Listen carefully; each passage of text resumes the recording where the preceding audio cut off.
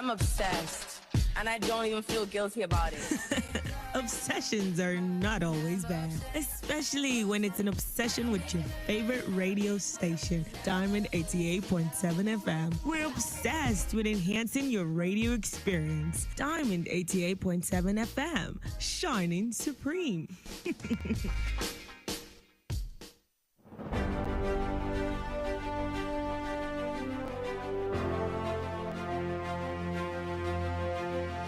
From the news desk of Diamond 88.7 FM Ilorin, this is News on the Hour.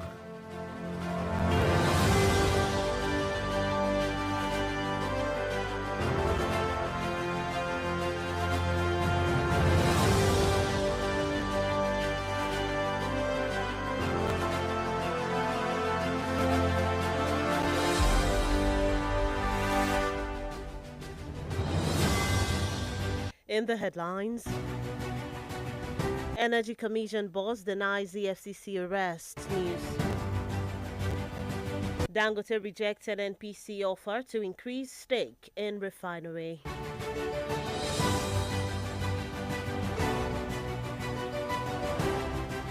Wike-led PDP begins screening of presidential Guba National Assembly hopefuls. U.S. court jails Nigerian professor over $1.4 million fraud. On the foreign scene, Latvian Prime Minister Evika Selina announces shock resignation. In sports news, Onyeka shortlisted for Championship Player of the Month. Good afternoon and thank you for staying with us in Diamond 88.7 FM in Lorraine. This is the news on the hour. I am Bisola Oduwole Sulieman. We'll bring you details of the news after this break. Please stay with us.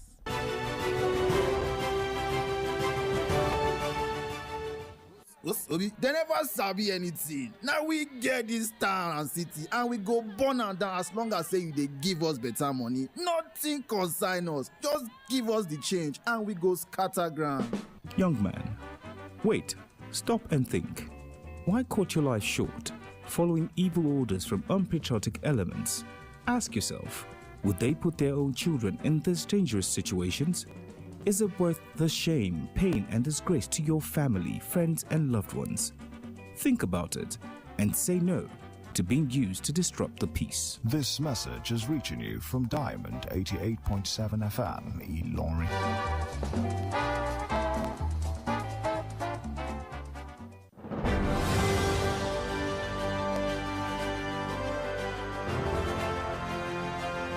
Welcome back from that short break. Please note that you can listen to us via our website www.diamondfm.net or watch us live on YouTube at Diamond FM Ilorin. Now the news in detail. The Director General of the Energy Commission of Nigeria, ECN, Dr. Mustafa Abdullahi, has denied reports alleging that he was arrested by the Economic and Financial Crimes Commission, EFCC. A statement signed by his media aide, Alhaji Abdulrazak Danjuma, said the ECN boss only honored an invitation by the anti-graft agency in line with due process and respect for constituted authorities, urging the public to avoid speculation, misinformation, sensational commentary, and circulation of unverified claims capable of distorting facts. According to the statement, Dr. Abdullahi attended the engagement voluntarily as a responsible public servant committed to transparency and accountability, adding that the public should allow the relevant agencies carry out their responsibilities in accordance with lawful and transparent procedures. The president of the Dangote Group, Alhaji Aliko Dangote, has said the group rejected request by the Nigerian National Petroleum Company Limited and NPCL to increase its 7.25% stake in the Dangote Petroleum Refinery. Dangote said this in an interview with the Chief Executive Officer of the Norwegian Sovereign Wealth Fund, Nikolai Tangen, on Wednesday. According to Dangote, the rejection of the offer came as a result of the company's plan to go public and to also give other Nigerians the opportunity to own shares in the plant. While asserting that shareholders can get their dividends in dollars, Dangote further revealed that the national oil company had in 2024 made attempts to increase its shares to 20% but reneged on its decisions. Still in the news, the bail hearing of Nigerian activist Justice Chidiebere, popularly known as Justice Crack, was on Thursday stalled at the Federal High Court in Abuja following a disagreement among members of his legal team over who should lead the defense. The development forced the withdrawal of an earlier bail application filed on behalf of the activist, prompting the court to adjourn the matter till today, May 18, for the hearing of a fresh application. Till Monday, May 18, for the hearing of a fresh application.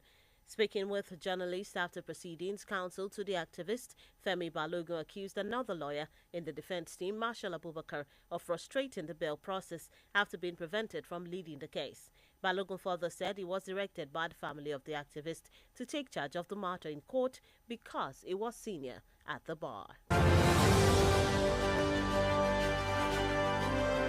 A United States court in the state of Michigan has sentenced the Nigerian-born Professor Nkechi Eze to 70 months imprisonment for orchestrating a fraud scheme involving the theft of $1.4 million in taxpayer and donor funds meant for vulnerable preschool children.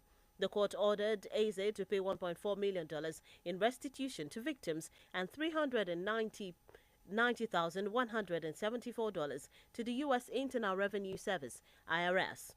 The presiding judge, Hala Jabu, described Eze as a fraud and a thief who carried out a brazen and widespread scheme targeting funds intended for vulnerable children. The judge further sentenced her to a concurrent 60-month prison term for tax evasion.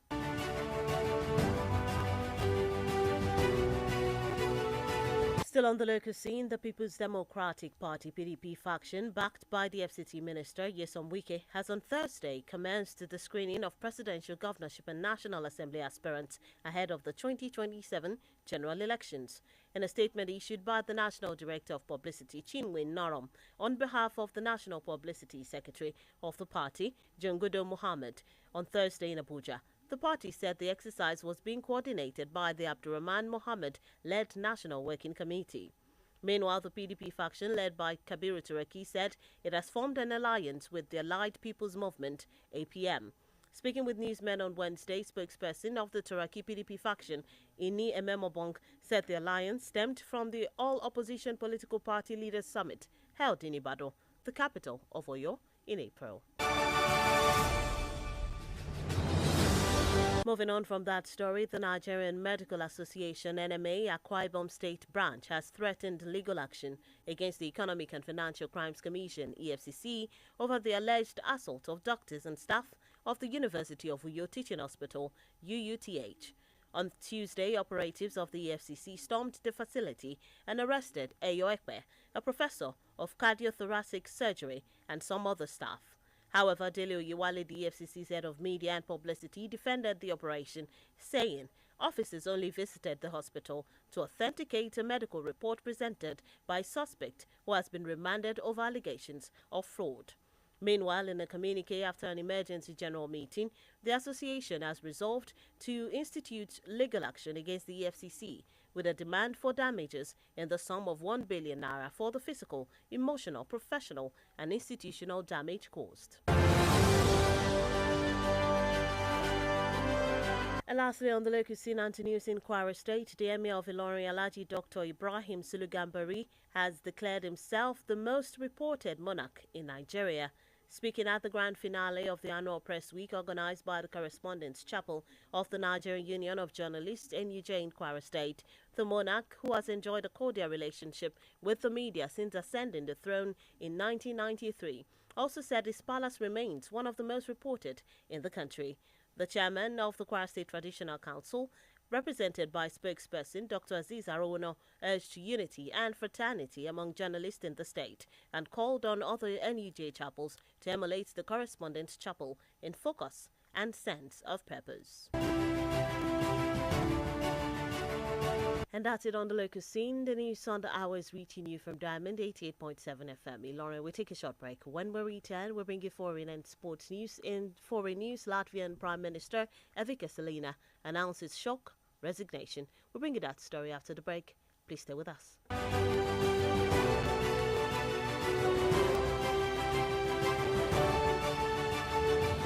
Follow us on social media, Facebook, Twitter, and Instagram at Diamond 887 FM. Diamond FM, shining supreme.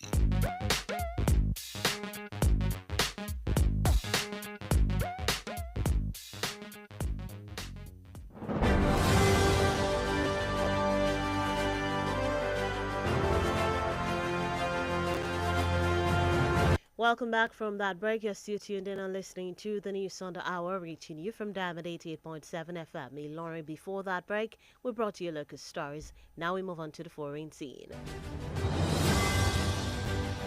In foreign news, Latvia's centre-right Prime Minister Vika Salina has on Thursday announced her resignation from the top job following coalition controversy and a drone incident effectively triggering the collapse of the country's governing alliance. According to Salina, her priorities have always been Latvia's security and the people, but political envy and narrow party interest have taken precedence over her responsibility. Meanwhile, the country's president, Edgars Rinkēvičs, tasked with appointing a new head of government, is set to meet with representatives of all parliamentary parties on Friday.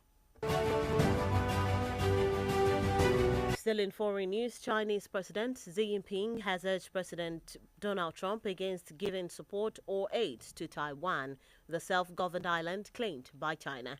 The Chinese leader said this during a crucial round of talks with President Trump, where both leaders remain divided on key issues, including the Iran conflict, trade, technology restrictions, and Taiwan.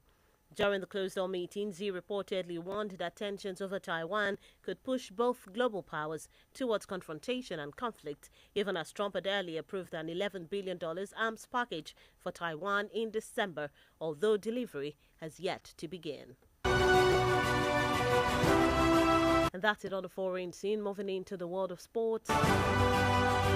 Nigerian midfielder Frank Onyeka has been nominated for the Sky Bet Championship Player of the Month award for April following his impressive performances for Coventry City. The defensive midfielder, who featured in 3 league games during the month, played a key role as the Sky Blues secured promotion to the Premier League by winning the championship title. Onyeka, who joined Coventry City on loan from Brentford during the winter transfer window, recorded 1 goal and 1 assist in 14 league appearances for Frank Lampard's side this season. Still in sports news, South African shot put athlete Aiden Smith has spoken out about what he described as poor treatment at the ongoing Africa Senior Athletics Championships held at the University of Ghana Stadium in Legon, Accra. Smith, who recently won the shot put title with a winning throw of 20.01 meters, expressed disappointment over the living conditions provided during the continental event, saying he had anticipated a more standard level of accommodation and basic amenities upon arrival. The South African added that the bedding arrangements were minimal and everyday necessities such as toiletries were not readily available without asking. And that's it in the world of sport. With that, we've come to the end of the news on the hour for today. But before we go, here is a recap of the major highlights. Energy Commission boss denies the FCC arrest news. Dangote rejects NNPC offer to increase stake in refinery. Wike-led PDP begins screening of presidential Guba National Assembly hopefuls. U.S. court jails Nigerian professor over $1.4 million fraud.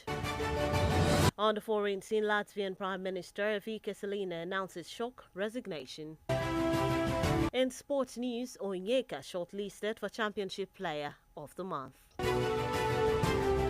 And those are the major headlines as brought to you this afternoon. Before we wrap up the news, we take a look at that today in History segment. Did you know that on this day in the year 1984, Mark Zuckerberg, who co-founded the social media platform Facebook, was born in White Plains, New York? Now you know. For news coverage or information about happenings around you, kindly contact the Diamond FM newsroom number on 09160627526, 09160627526. Join us at 3 p.m. for the news flash and at 5 p.m. for the news across the world for a comprehensive bulletin. Don't forget to log on to our website, www.diamondfm.net, to keep up to date with us from any part of the world.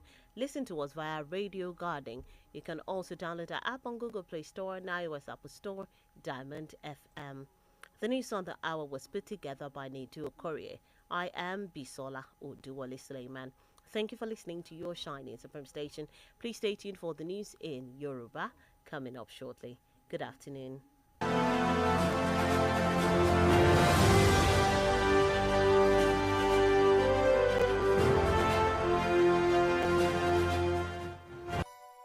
For up-to-date news reported across the globe, be rest assured you're on the right radio dial. Diamond 88.7 FM Ilorin, your shining supreme station.